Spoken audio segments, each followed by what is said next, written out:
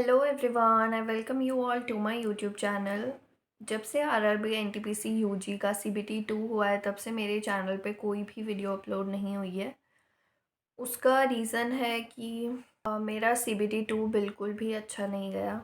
जैसा मैंने परफॉर्म करने का सोचा था वैसा मैं नहीं कर पाई और मैं बहुत ज़्यादा डिसअपॉइंटेड थी अपनी परफॉर्मेंस से। और मेरा बिल्कुल मन नहीं था किसी से भी बात करने का, कुछ भी शेयर करने का।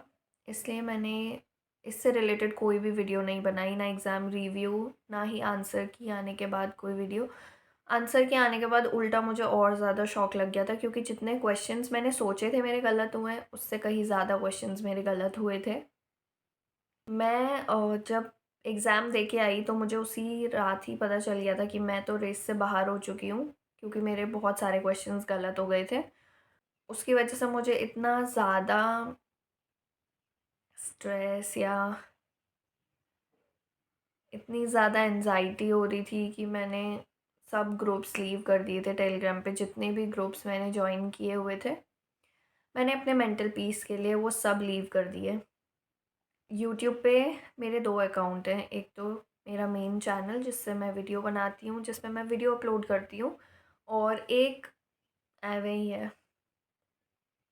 तो मैंने उस पे स्विच किया और मैंने अपने चैनल को खोला ही नहीं इतने दिन तक, क्योंकि उस पे हमेशा स्टडी रिलेटेड वीडियोस आती हैं और सबके एनटीपीसी एग्ज़ाम के रिव्यू वीडियोस आती हैं, और आंसर की स्कोर कार्ड सबके आते। और कमेंट्स में कोई पूछेगा तो फिर मैं क्या रिप्लाई दूँगी, ये सब सोच के मैंने अपने चैनल को खोला ही नहीं इतने दिनों तक।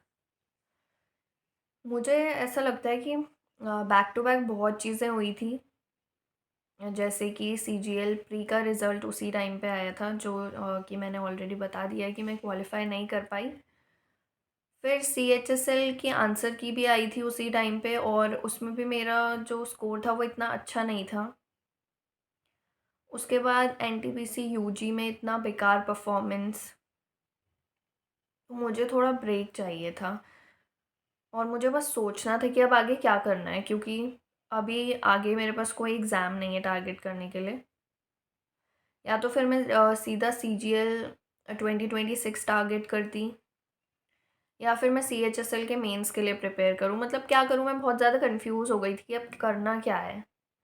इसलिए मैंने थोड़ा टाइम लिया, कुछ दिन सोचा कि अब आगे क्या करना है, क्या करना सही रहेगा। एनटीपीसी यूजी मेरा फर्स्ट एवर मेंस था और मैं बहुत ज़्यादा खुश थी कि ये मेरा फर्स्ट मेंस है और मुझे अच्छा परफॉर्म करना है। मेरे दिमाग में बस यही था। अब मैं आपको बताती हूँ कि जिस दिन आरआरबी एनटीपीसी यूजी का सीबीटी 2 था उस दिन क्या हुआ था। तो हमें मेरा एग्ज़ाम हल्द्वानी में था, और हल्द्वानी में मेरा सेंटर 3 पानी में था, और यहाँ पे मेरा सेंटर फर्स्ट टाइम आया था। तो हम लोग घर से टाइम से ही निकले थे, और वहाँ पे मेरे एक रिलेटिव का घर है, तो हम टाइम से पहुँच गए थे। तो हमने सोचा थोड़ी देर उनके घर पे रेस्ट कर लेते हैं और फिर हम सेंटर के लिए निकल जाएंगे। उनके घर से सेंटर 10 किलोमीटर दूर था। 2:20 हम सेंटर के लिए निकले थे और 2:30 रिपोर्टिंग टाइम था। क्योंकि सेंटर पास ही था तो हमने सोचा कि पहुंच जाएंगे टाइम से। लेकिन हम हम कंफ्यूज हो गए।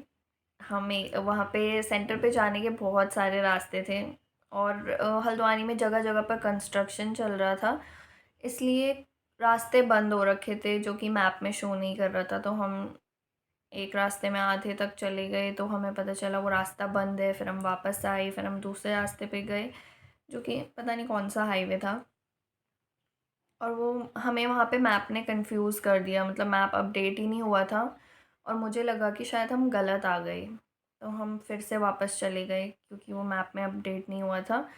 फिर रिफ़्रेश किया फिर से, तो वो फिर से वही लेन शो करने लगा। फिर हमने सोचा कि किसी से पूछ लेते हैं, वही सही रहेगा अभी।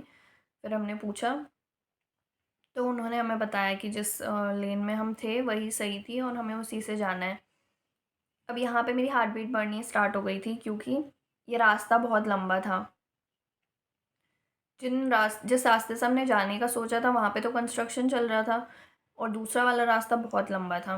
तो अभी चांसेस थे कि मैं लेट हो सकती थी और अभी भी हमें पता नहीं था कि ये हमें कितना घूमना पड़ेगा। सेंटर बिल्कुल रोड पे नहीं था, वो पता नहीं अंदर कहाँ-कहाँ जाके था। मेरा तो पूरा फेस रेड हो गया था डर की वजह से कि अब मैं लेट ना हो जाऊँ।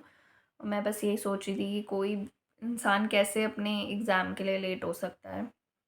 बट हम पहुंच गए थे। जब मैं पहुंची तो 10 मिनट बचे थे एंट्री क्लोज़ होने में। फिर मैंने पानी पिया और बस मैं सेंटर में चली गई। थैंकफुली एग्ज़ाम स्टार्ट होने में और एंट्री गेट क्लोज़ होने के बाद बीच में बहुत लंबा टाइम होता है जिसमें इंसान अपने आप को काम डाउन कर सकता है और मतलब वो टाइम इनफ होता है अपने आप को शांत करने के लिए कि ठीक है, जो हो गया, अब आपको एग्ज़ाम पे ध्यान देना है, एग्ज़ाम करना है। इन सब चीज़ों को मतलब मैं इन चीज़ों को रिस्पॉन्सिबल नहीं मानती कि मेरा जो एग्ज़ाम ख़राब हुआ उसमें कहीं मतलब 1% भी वो रीज़न था कि हम लेट हो गए, क्योंकि मैंने अपने आप को अच्छे से काम डाउन कर लिया था, अच्छे से अपने आप को समझा दिया था कि जो हो गया, मैं लेट नहीं हुई हूँ, पहले तो प्रेज़ेंट में रहो, लेट नहीं हुए हैं हम पहुँच गए टाइम से, मुझे एंट्री मिल गई है, एंट्री लेना इम्पोर्टेंट था। और एंट्री मुझे मिल गई है, तो फिर अब ये फ़ालतू चीज़ें सोचने का कोई फ़ायदा नहीं है कि अगर लेट हो जाते तो क्या होता। जब एग्ज़ाम स्टार्ट हुआ तो मैं अच्छे से प्रिपेयर्ड थी एग्ज़ाम के लिए। एग्ज़ाम के दिन मैं बहुत ज़्यादा ऐसे स्ट्रेस में, प्रेशर में आ जाती हूँ। मुझे एग्ज़ाम प्रेशर हो जाता है, जिस वजह से मेरी परफ़ॉर्मेंस अफ़ेक्ट होती है। लेकिन इस एग्ज़ाम में मुझे बिल्कुल भी एग्ज़ाम प्रेशर नहीं था, या होगा मेबी, कम होगा बाकी टाइम से।